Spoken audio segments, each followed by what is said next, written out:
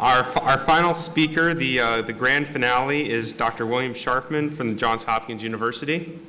He received his MD from Medical College of Toledo and did his internship and residency at Cleveland Clinic Hospital and his fellowship in hematology and oncology at the Cleveland Clinic Hospital as well. He has served as the senior investigator in the Biologic Response Modifier Program of the National Cancer Institute, and in 1992 he joined the faculty of the Johns Hopkins Oncology Center. He was a founding member of the Johns Hopkins Melanoma Group and is currently an associate professor of oncology and dermatology at the Johns Hopkins University, as well as director of cutaneous oncology of Johns Hopkins Oncology Center, clinical co-director of Hopkins Melanoma Program, and medical director of medical oncology at Green Spring Station of Johns Hopkins Health System. He's interested in the management of complicated patients with cutaneous malignancies and is currently involved in numerous clinical trials. Dr. Sharfman.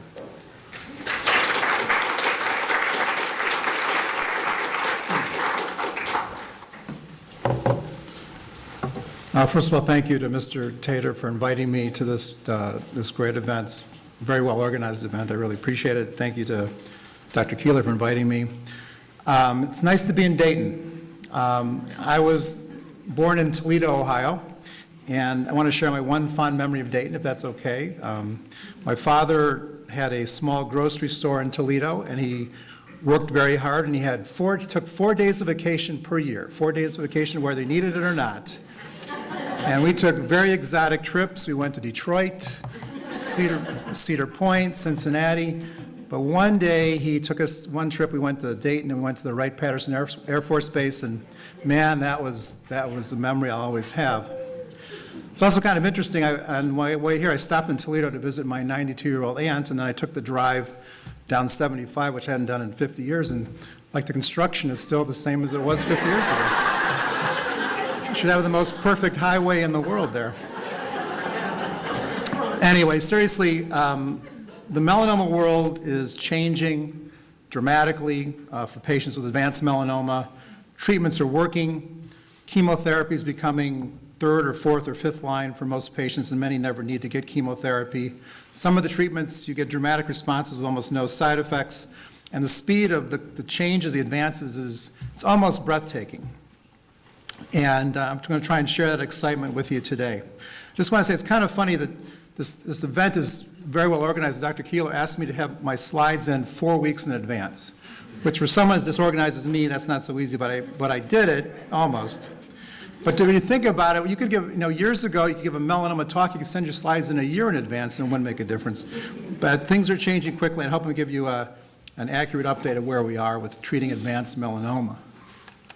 And this slide just shows that in the United States, melanoma is the 5th most common disease in men and the 7th most common disease in women. Fortunately, melanoma does not make the top 10 as far as cause of death from cancer. Fortunately, most of the melanomas that are identified in the United States are treated with surgery, and the patients are cured. And it's very important for patients to know with early melanomas that they're very likely cured of their disease and never have to worry about the stuff I'm going to be talking about.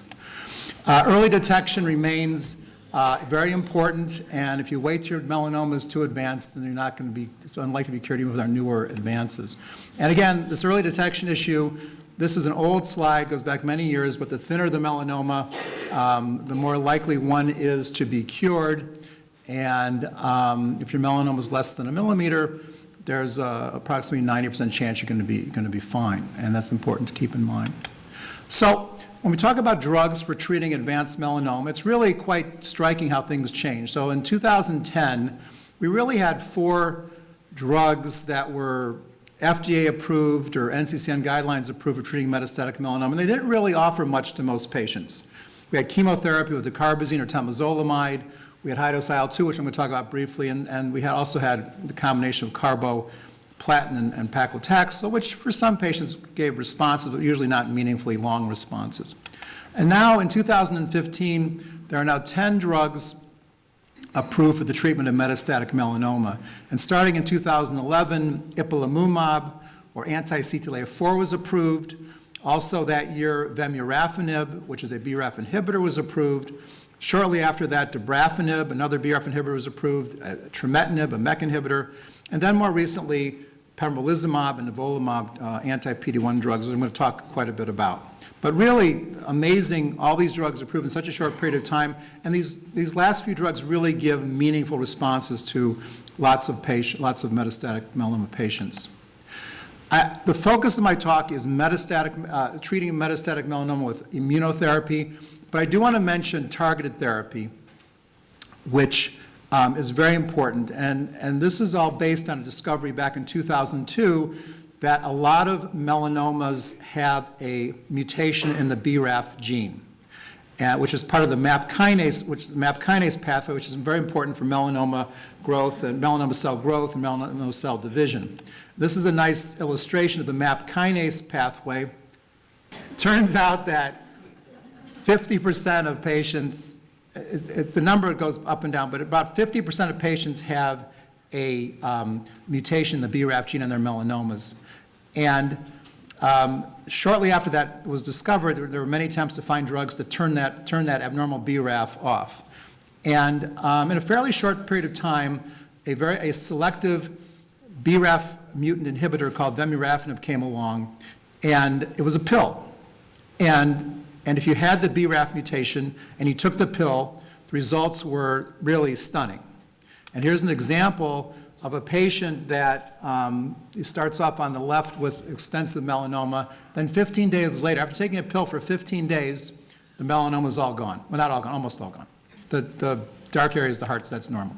Here's a CT of another patient. Again, this is a bit longer remission, cycle 2, like after about 2 months, then 4 months. Again, the tumors, big, bulky tumors responding. And another example, a patient with melanoma all over the place. They had the BRAF mutation. They took the vemurafenib pill. Within a very short period of time, their disease went away on the PET scan. And it was also amazing to actually see the patients in person who responded. You could have patients who were so sick, they couldn't breathe, they weren't walking. You can give them the pill, and within days, you could see a response happen in front of your eyes. And it was so amazing.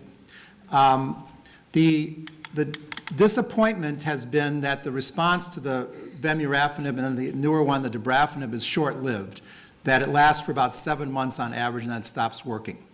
And that's a big problem. Now, very shortly after the BRAF drugs were approved, a drug called trametinib, which is a MEK inhibitor, was approved to turn off the next abnormal protein in the pathway. Good. And it turns out when you turn off the BRAF and MEK with a combination of dabrafenib and trametinib, you get a longer response. Now it becomes 9 months instead of 6 months on average. And so that's now the standard approved therapy for patients with BRAF mutations who have metastatic melanoma. And these are very important drugs for patients who have advanced disease, bulky disease, who are sick from their melanoma that need a quick response. And if they have that BRAF mutation, they're very fortunate they can take these pills and they can get better quickly and you can move on to your next therapy. But for the rest of the talk, I'm going to be focusing on immunotherapy. And immunotherapy doesn't work as fast, with one important exception I'll come to at the end. But for most patients, whether you have a BRAF mutation or don't have a BRAF mutation, we want to get them on immune therapy because immune therapy has the potential to put them in a long remission, if not a permanent remission. Skip this again. So just taking a couple steps back. Before around 2000, when looking at chemotherapy, we had gone through all kind of machinations of giving 1 chemo drug, 2 chemo drugs, 5 chemotherapy drugs at one time, making people really sick, and in the end, really not helping them any better than taking a single drug like temozolomide, which is a pill, and the average response was average survival was 7.7 months, and then the patients stopped responding. And that was kind of the numbers we were looking at for a long period of time. Now with chemotherapy, again, more drugs is not better. When you gave it with immunotherapy, the old immunotherapies, it was not better. So if one is going to give chemotherapy, we were back to just giving single agent temozolomide, DTIC, give you a very short benefit. But there was another immunotherapy that's been around for a long time before these recent discoveries, and that was high-dose interleukin-2, and that is something we still give a fair amount. We used to give a lot more of it. This is really the first immunotherapy that was shown to be beneficial to metastatic melanoma patients, and this report goes back many years to, well, this is actually 1999, but this is reviewing work going back to the 80s, giving high-dose IL-2. High-dose IL-2 is an immune therapy. It's a toxic therapy. It has to be given in the hospital. It has to be given by nurses who are skilled in administering high-dose interleukin-2.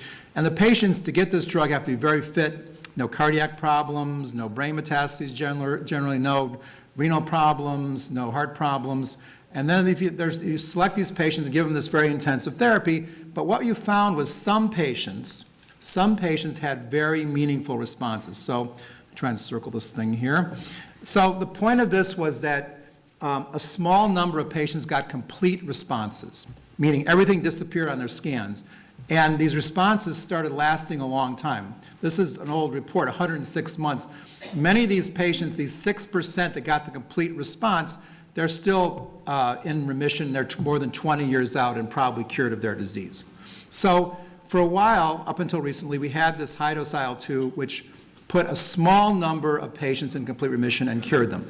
But for the vast majority, we're not helping them with IL-2. So, and this is a more updated experience. It may be a little bit higher rate of complete remission with high-dose IL-2 if you select the patients properly.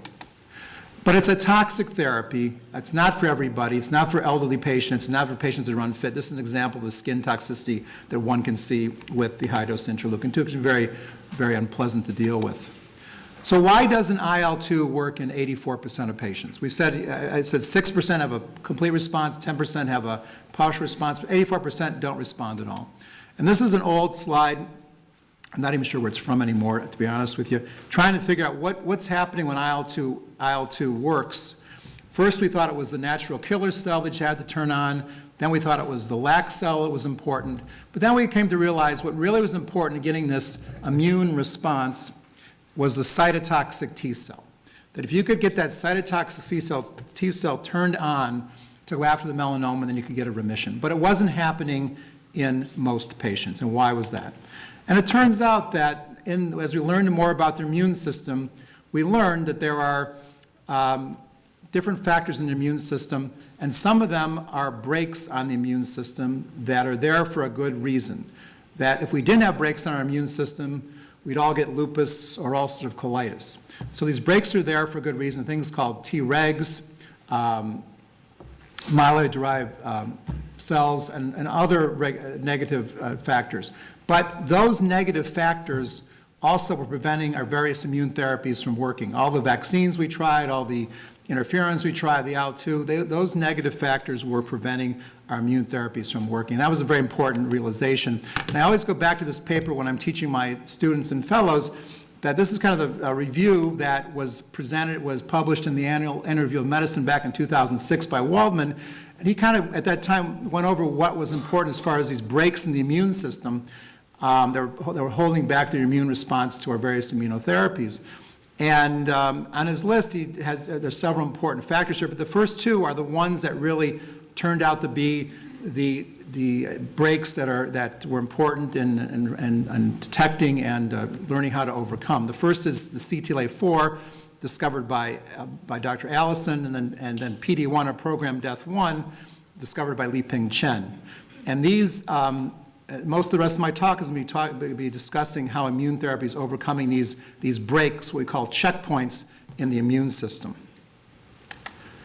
And this is a diagram on the top showing how a T cell is activated. And the first part of this I understood from medical school.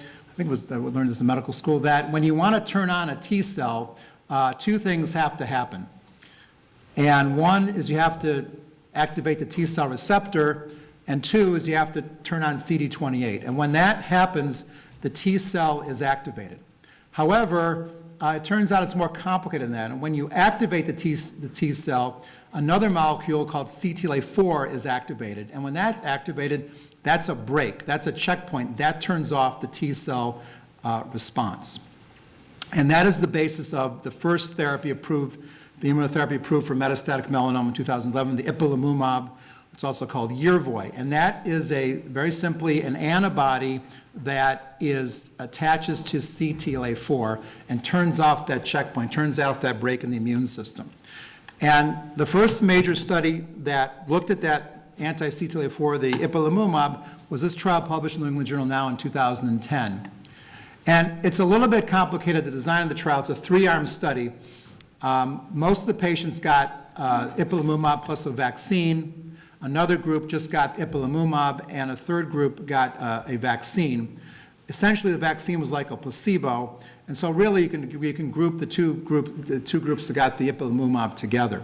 And this is a very typical group of patients with metastatic melanoma, but they had to have had one prior line of chemotherapy or therapy before they get into the trial. And what was striking about this therapy was that not that there were so many responses. In fact, the response rate was quite low. The complete response rate was 1.5%, and the partial response rate was 9.5%. But if you added up disease control, meaning the number who had either a partial response, complete response, or stable disease, the number went up to almost 30% of patients. So that was very exciting. And then, okay. And what's also different about this drug was it didn't work like other treatments we've had before, in that the ipilimumab, the responses often happen very slowly. And sometimes if you look at someone's scan too early, their scans look worse before they look better. So these are new paradigms that oncologists had to deal with. But this is the curve that shows really what the big deal is about ipilimumab. And look at the top curve. The top 2 lines with patients who got ipilimumab, and the bottom line is the patients who did not. And now if you're a patient, this curve doesn't look too great. But as an oncologist, what you see is that at 12 months, at 24 months, at 36 months, the patients who got the ipilimumab, they're twice as likely to be alive. Okay, they're twice as likely to be alive, and that was a big deal. And that's the first study in metastatic melanoma where we showed an improvement in survival in a randomized controlled trial. So that was a great achievement. And remember, for most patients, this is only taking 4 doses of drug every 3 weeks and never taking any more drug again. And so that was really exciting, and that again got the drug approved by the FDA for second-line therapy of melanoma. And then shortly after that, there was a trial comparing ipilimumab plus dacarbazine to dacarbazine alone. And I won't spend too much time on that, and this is using a higher dose of ipilimumab, but at 3 years, you had an overall survival rate of 20%, which was much better than with chemotherapy. And if there's one slide I want you to remember, this is one of them. This is follow-up of 10 years of patients who were on ipilimumab trials, okay? And it's not one trial, it's several trials added together. And most of these patients, they all had metastatic melanoma. Some of them had treatment before, some not. And most of them only got 4 doses of drug every 3 weeks, and then they were done. And what you found was that at 3 years, there was about almost a 25% chance of being alive, which was remarkable for melanoma. And what's even more remarkable is if you went out 10 years, it's almost the same thing. You have a 22% chance of being alive, okay? Now, if you're a patient and you tell them that, then they don't want to hear about 22%, but as an oncologist, so all of us in this room who treat melanoma patients, to be able to say, with just 4 doses of this drug, you have a 22% chance of being alive 10 years from now, that's amazing. Okay, it's really unbelievable. And that's without trying anything else. None of the things I'm going to tell you about next. So this is real, this is exciting, and making a big difference for patients with advanced melanoma. Now, there is a price. There is side effects with the ipilimumab, and they are all kinds of autoimmune side effects. And fortunately, they're not common, but they're common enough to cause physicians and nurses and everybody who sees these patients lots of fits. Okay, but this slide is important not for people to just take care of melanoma. This is for docs, nurses, internists, wherever you are in the emergency room. This is the kind of side effects that your cancer patient is going to be having in the years going forward. As more cancer treated with immunotherapy, these are the kind of side effects we have to know about. And the common ones are colitis, skin rash, hepatitis, hyperthyroidism, hypothyroidism. Those are kind of the big 5. But the reality is you can have almost any kind of itis you can think of. And some of them are quite devastating. things like Guillain-Barré, agranulocytosis, and one has to be aware of that. Fortunately, those things are quite rare. These are the common ones, and we know now how to deal with them most of the time. And I should have taken this out for this group, but for my students, I mentioned it's crucial to have good communication with the doctor and the patient. You have to know, the patients have to be aware of these possible side effects, and we have to find out about them quickly, okay? Patient starts having diarrhea and may have colitis, you have to know quickly and deal with before they have a bowel perforation. In the early days of ipilimumab, people died of bowel perforation. The treatment for these things almost always works, that's giving high doses of steroid, but you have to act quickly when these things develop. And if the steroid doesn't work, sometimes you have to go to things like infliximab to control their autoimmune side effects. In the initial publications, it looked like 15 to 20% of patients had these severe side effects. When Memorial Sloan Kettering reviewed their experience of several hundred patients getting IPI outside of clinical trials, almost 30% had some kind of side effect where they needed high doses of steroids or possibly infliximab as second-line therapy. But we need, again, it's very important to be aware of these side effects when we give these immunotherapies. Again, almost all of them are reversible, they're all treatable, but they have to be dealt with promptly to be successful.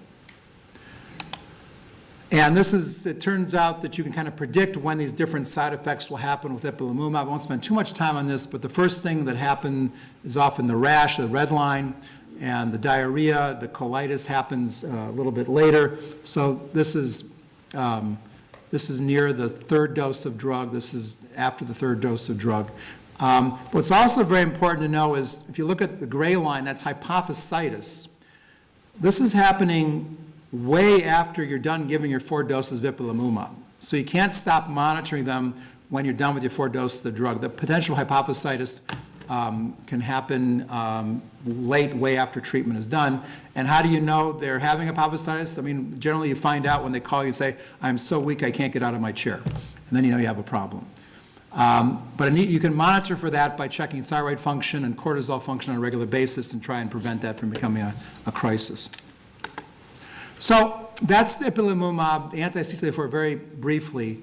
But there are other checkpoint inhibitors, other molecules in Tcell that play an important role in immune response. And the one that now really has caused the most excitement is the PD-1.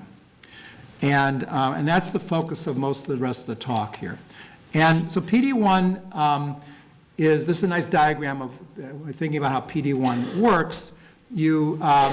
In the middle of the diagram is a T cell that's been turned on, and when you turn on the T cell, like you started the CTLA-4 molecule, in this case you also turn on PD-1, program death 1, which is a break on the T cell. And so that T cell is activated, but it has the PD-1 on the surface. This is the purple is the T cell. The dark purple is the T cell, and it has the PD-1 on the surface, and it interacts with the tumor that has PD-L1, the ligand, on its surface. And when those two connect, then the T cell response is turned off. Okay? And that's the problem. And the drugs that I'm going to talk about, the anti-PD-1, which is called nivolumab, made by Bristol Myers, and pembrolizumab, made by Merck, they're very similar drugs, and what they do is they're an antibody, and they're directed against this PD-1 molecule and prevents that interaction from happening and allows the T cell to do its T cell response and go after the melanoma. And the first paper that we were very much a part of was a phase 1/2 trial looking at anti-PD-1 in patients with metastatic melanoma. And this is nivolumab. And the initial results were presented in the New England Journal of Medicine in 2012, 94 patients, response rate of 27%, so much higher than with ipilimumab, and many of the responses lasting more than a year. There seemed to be the same set of side effects, but they were happening less frequently than with ipilimumab, except for one side effect, which is pneumonitis, which was quite severe in 3 patients, and actually 3 patients expired from the pneumonitis. But now we're more aware of that problem, and it seems to be less of a problem than we realized, than we thought it was going to be. And this is just a diagram from the paper, and on the top graph, the spider plot, showing you that some patients will So the lines going down are responders and lines going up are progressors, but some patients who get PD-1 will first get worse and then they'll get better, but most of them kind of start responding right away. 10 is talking about 10 weeks, and their responses remain for a long period of time. And this is a nice picture of one of our patients, one of my patients, had this big pelvic mass, had multiple treatments ahead of time, got just anti-PD-1, and he had a very nice response. In fact, this response is still lasting many years later. Now, one confusing area about PD-1 is that we thought maybe we could predict who would respond to PD-1 or not, and that is if you had the PD-L1 molecule on the tumor cell, then there should be a good chance you'd respond to anti-PD-1 therapy. And this, at our initial attempt with Dr. Topalian and Dr. Taub to look at this, it did look like that was the case, that if you had the PD-L1 molecule on the tumor cell, there was a good chance you'd respond to therapy, but if you didn't have the PD-L1 on the tumor cell, you didn't respond. But this has gotten much more complicated. There's lots of variabilities in the assays for PD-L1, and I'm going to come back to that issue, but right now we don't have a way, we don't have a good assay for PD-L1 predicting who's going to respond to anti-PD-1 therapy.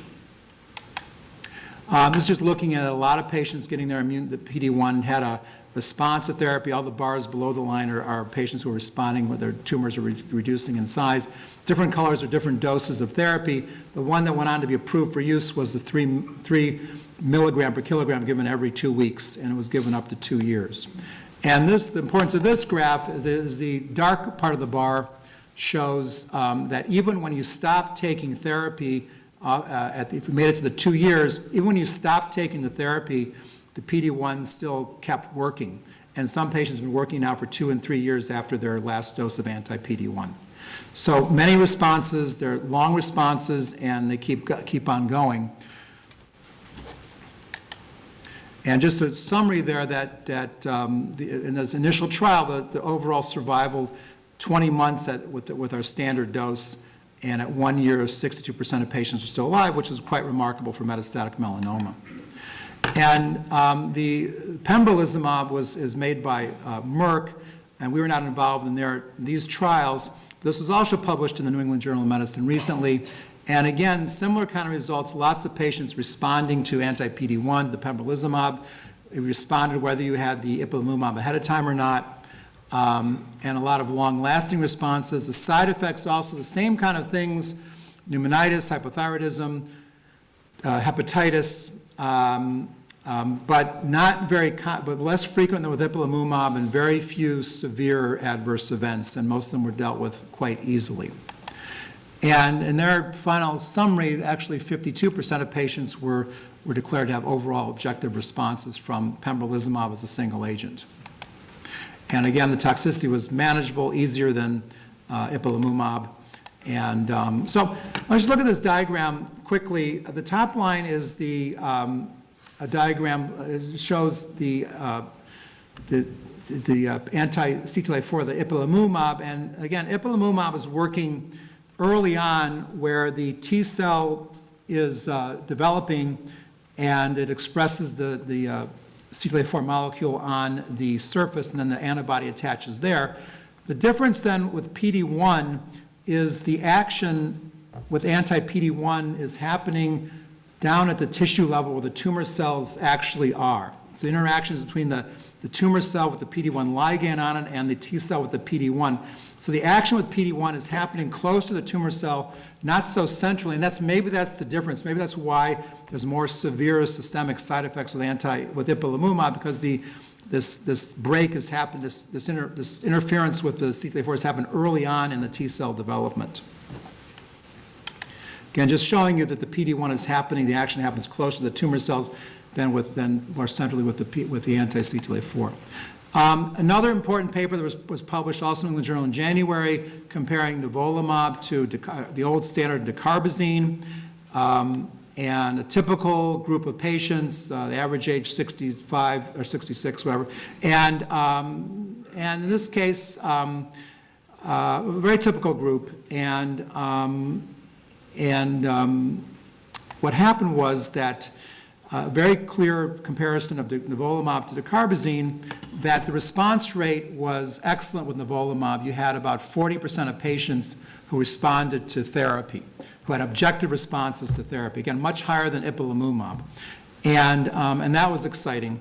And also, and with the side effects, again, the same things, the same rashes, some colitis, some other rare things, but less frequently with ipilimumab and less frequent grade 3 and 4 toxicities. And if you look at the survival curves, what was important is that at 12 months with nivolumab, there's about a 70% chance you're going to be, over a 70% chance you're going to be alive if you took nivolumab. And that was outstanding, again, for metastatic melanoma. And now I think I'm going to be talking about something off-label, that at that moment in time, the NCCN changed their guidelines to suggest that nivolumab or pembrolizumab could now be used as first-line therapy for metastatic melanoma, and ipilimumab could be used for second-line therapy. However, if you look at the FDA approval, that's not what it says. Right now, it's still nivolumab and pembrolizumab is approved as second-line therapy, although, unless that's changed in the last few days, but it's going to be changing soon. So now nivolumab becomes an excellent drug as a first line of therapy. And this is, again, looking at patients that are on the top line getting nivolumab, their tumor shrinking. And then a very important article gets published, again, in the New England Journal of Medicine, comparing pembrolizumab, the anti-PD-1, to the ipilimumab. Now, in this trial, there was a little bit complicated. There's 2 different doses of pembrolizumab, none of which have been is actually approved dose, and then the standard ipilimumab dosing. And this is a little bit more select group of patients. You had to have a good performance status, 0 to 1 prior treatments, a normal LDH level, can't be a rapid progressor, no brain metastases, and no autoimmune disease, which is a problem because all the trials say the same thing, no brain metastases, no autoimmune disease. So we don't really know about giving these drugs in patients who have these particular problems. And these trials excluded ocular melanoma. But what the trial showed was that if you took the pembrolizumab and either dose they used, the response rate is much higher than when giving ipilimumab as expected. And the 1-year survival with pembro was similar to the nivolumab. About 70% of patients are alive at 1 year, and a little bit less than that with ipilimumab by itself. And there's a couple different graphs here, but what I show you is on the bottom graph here, the overall survival, the top 2 lines are different doses of pembrolizumab. The bottom line is ipilimumab. So this is 18, the farthest this graph goes out is 18 months. So it looks like for overall survival, the pembro and the nivo are going to be superior to ipilimumab, but of course we do not have 10-year data on giving these drugs. So we're going to have to wait and see if that's really going to hold up. But right now, at least it looks like the nivo and the pembro may give you a better overall survival than ipilimumab with less toxicity. And adverse events, again, as expected, you get less adverse events with the anti-PD-1 and more with the ipilimumab. And okay. So back to our diagram again. So, you know, these 2 checkpoint inhibitors work at different levels. So the anti-CTLA-4 works earlier on in the T-cell development. The PD-1 works later on in T-cell development. And maybe that is, if you think about that, maybe if you combine the 2 together, you can get even a better T-cell response. So in fact, that was quickly put into the clinic and published in June and presented at the ASCO meeting. And this trial was combined, it was metastatic melanoma, no prior therapy, and the randomization was taking nivolumab or nivolumab plus ipilimumab or ipilimumab by itself. Okay? So 3 arms to the trial. And what we saw was when you took the nivolumab and the ipilimumab together, your response rate now went up to almost 60%.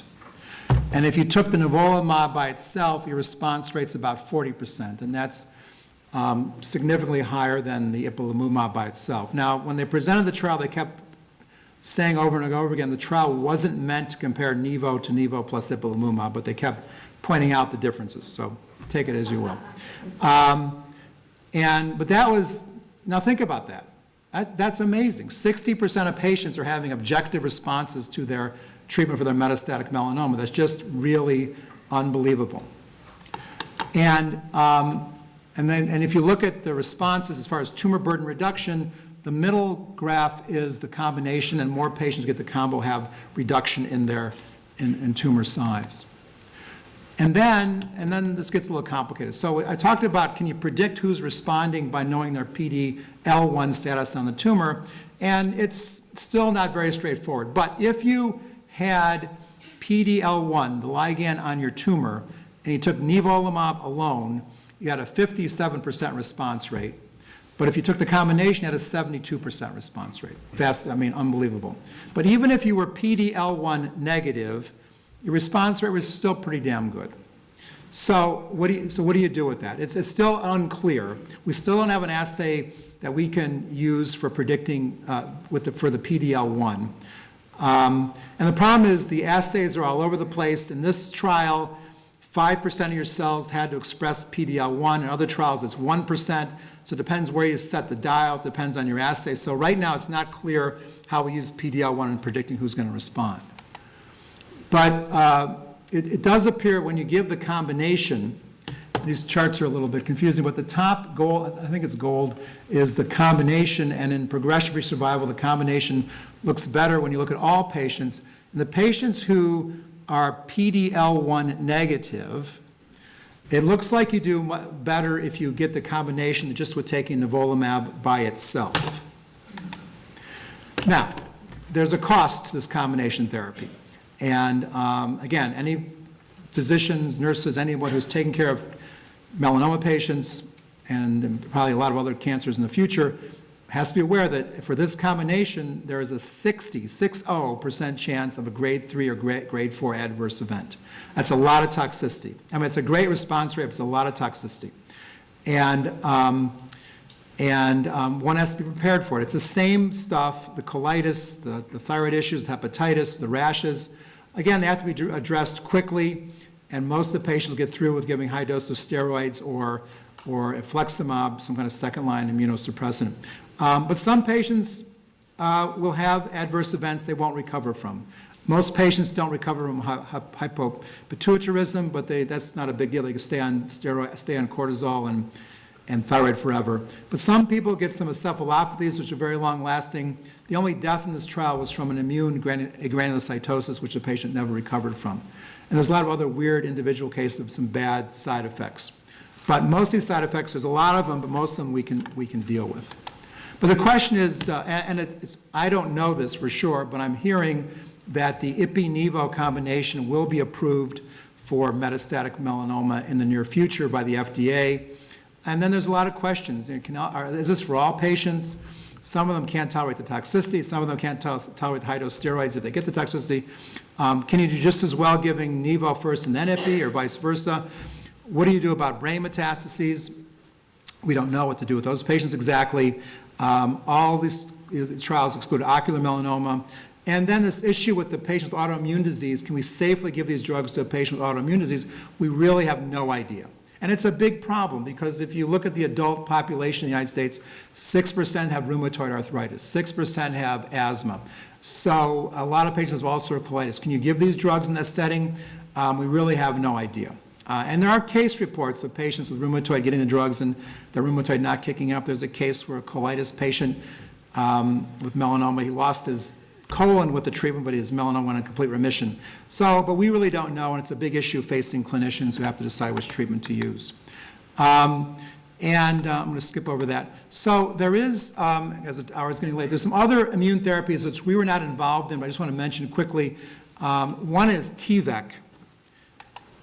And don't ask me to pronounce this name.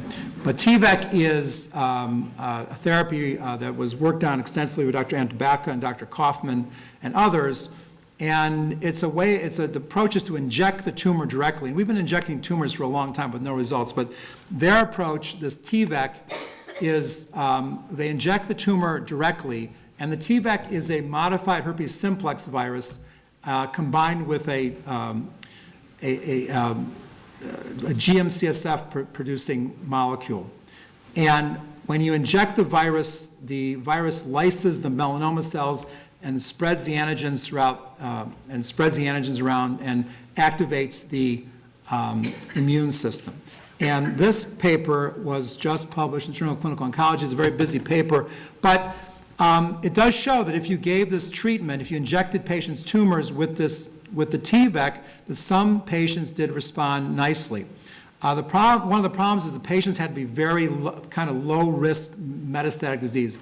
No brain metastases, not more than 3 liver lesions. If you had a liver lesion, it couldn't have grown in a month. No bony metastases.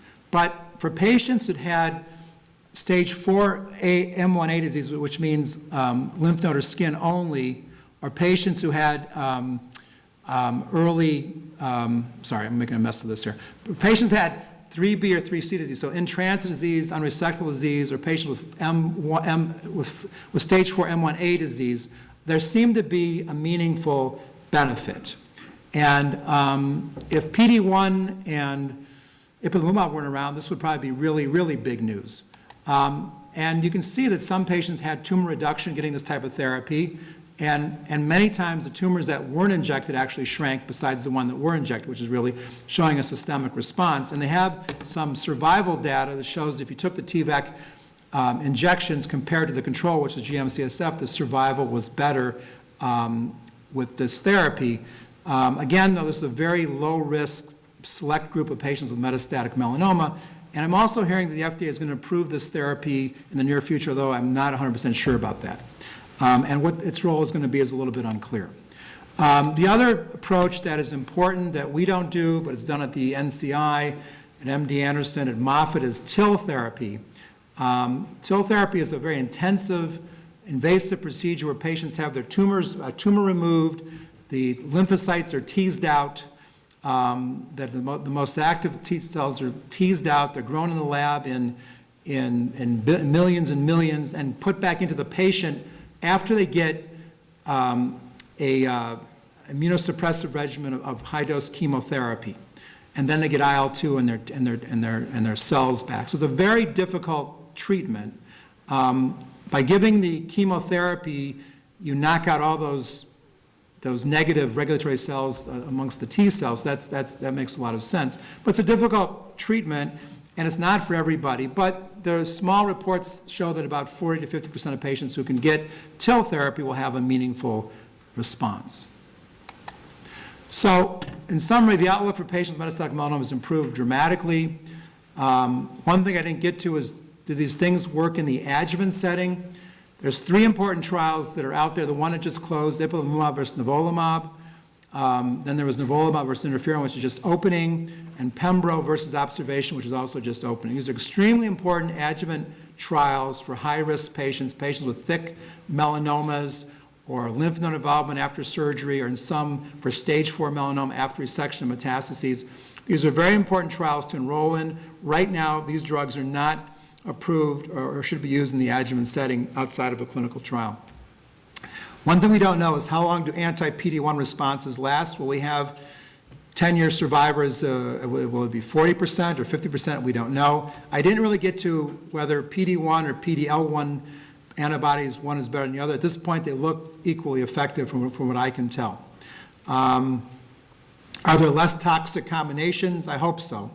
I'm going to age really rapidly if I'm going to give every patient Ipi and Nivo and get 60% adverse event rates. But I'm sure there are, and that's a very important area to find less toxic combinations using targeted therapy, using TVEC, using chemotherapy, using radiation therapy. And again, I want to point out it's not just melanoma. These drugs are working in lung, bladder, lymphoma, hepatoma, head and neck, and more cancers. So it's important to know these drugs and know the side effects. And we all have to be educated on how to give them and the side effects to look out for. And at our place, we're focused on new combinations of immune therapies. We have a trial of anti-PD-1 plus anti-KIR, which is an NK cell activator. We have a trial of with LAG-3, which is another checkpoint inhibitor. We're also very excited about a anti-PD-1 plus CD137, which CD137 is an agonist that turns on the T cell response. And with that, I'll end. Thank you very much.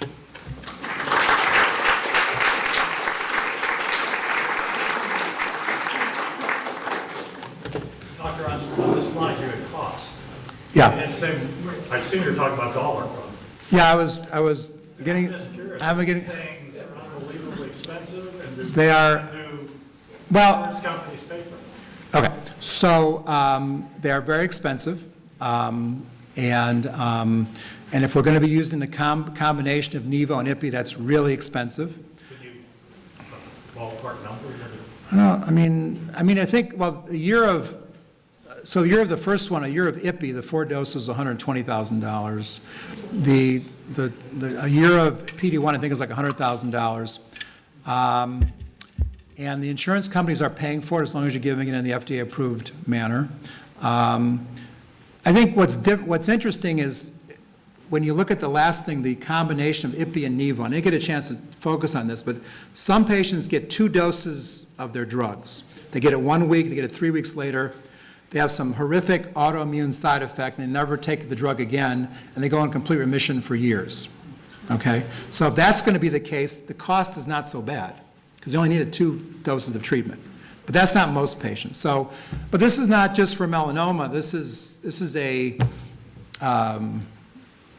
it's a universal problem. How are we going to pay for these drugs? And I mean, the one thing that is different, though, we were getting really expensive drugs that gave patients very marginal benefit. At least these drugs are giving some patients home runs, and some of them, if not a home run, really long remissions. So these are very important drugs, but the cost is extreme, and I don't know the answer. I don't pretend to know the answer. You know. I'm going to ask something that Dr. Wong alluded to earlier. Have you ever had a partial response that you've later sent the patient back for surgical excision of the remaining disease or solitary side of disease? So that's a very important question. So we have patients who start out with multiple sites of disease, and you give their treatment and they're left with 1 or 2. And our tendency is to send them to the surgeon and have it resected if it can be done. But is that the right thing to do? I don't know. I don't know if that's, I mean, it makes you feel comfortable doing that, but I don't know if it's necessary or not. You know?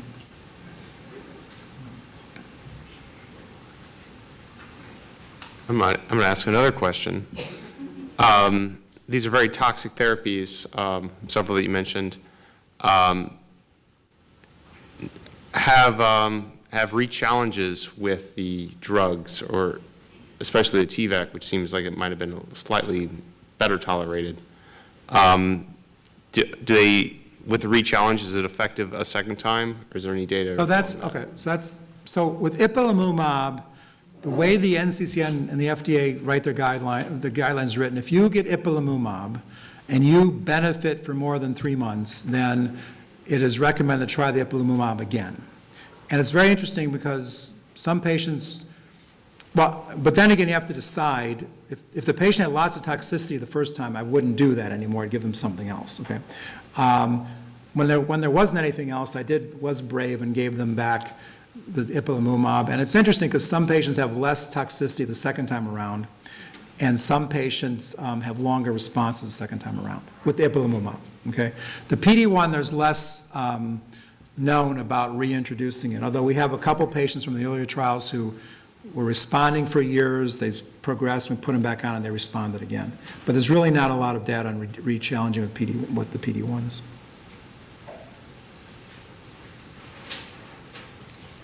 Is there any vaccine therapy for melanoma in the horizon that you know of? You know, the vaccines have been over, I still am hopeful there'll be a vaccine for melanoma.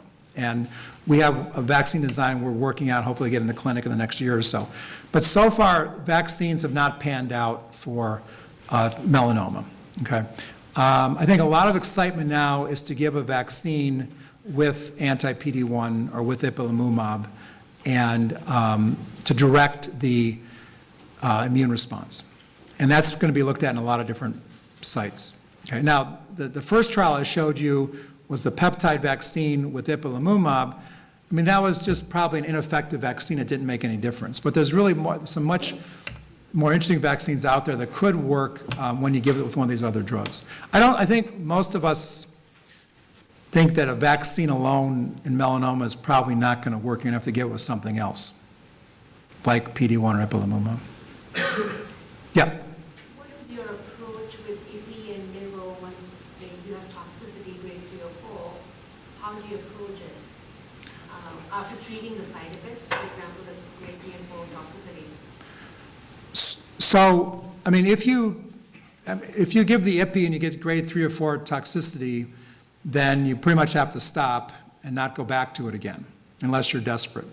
Now, that doesn't, however, if it was hypophysitis, you can't knock out the pituitary a second time. It doesn't make a difference, so you could go back to it. But if you have a grade 3 or 4 colitis, or you don't want to, you would at that point switch to PD-1, okay? And with the IPI, it did seem like the patients had some of the worst side effects were the ones that had the best responses, and they never had to have another treatment. You know, PD-1, I'm not so sure that's exactly true, but yeah. And another question is adjuvantly. Right now, the only approved is interferon. Right. Otherwise, clinical trial, right? Right, so the only thing we have is the PEG interferon and the old Intron, and that is the only thing that's FDA approved, and otherwise, it's a clinical trial.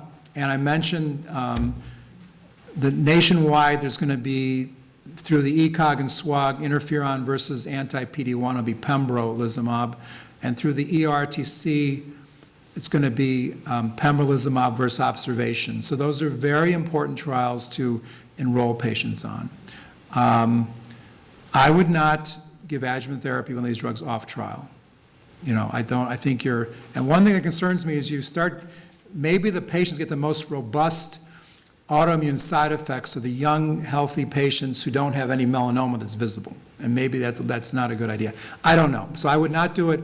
And so far, all we know is with the first ipilimumab adjuvant trial, giving it at a very high dose for the stage 3 patients, there's no yet benefit in overall survival. There's a benefit in disease-free survival like interferon, but there was 5 deaths on the treatment arm. And one really has to think hard about that you're going to have potential for death giving an adjuvant therapy in patients who may not need the therapy at all.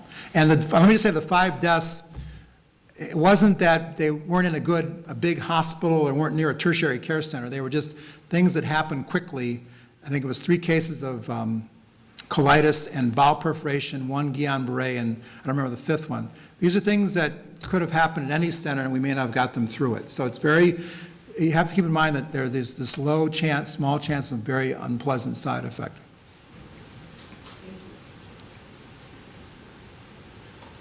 I'm going to ask a final question. If you have one of these patients who've had one of these, you have a patient who's had one of these therapies, do you wait 4 weeks, 6 weeks, or 8 weeks for any surgical procedures?